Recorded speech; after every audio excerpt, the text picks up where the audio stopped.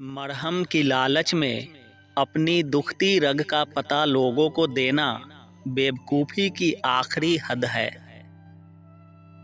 खुद का दूसरों के साथ मुकाबला करना छोड़ दें, क्योंकि सूरज हो या चांद, दोनों ही अपने अपने वक्त पर चमकते हैं।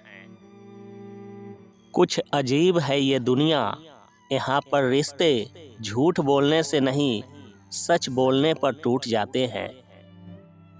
हम जिंदगी में ज़रूर कामयाब होंगे अगर उन नसीहतों पर अमल करें जो हम दूसरों को करते हैं।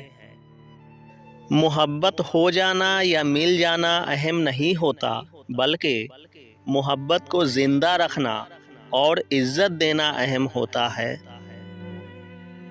दुनिया की सारी कामयाबियां समेटने के बाद मर्द अपनी मनपसंद औरत के कदमों में अपनी शिकस्त तस्लीम कर लेता है।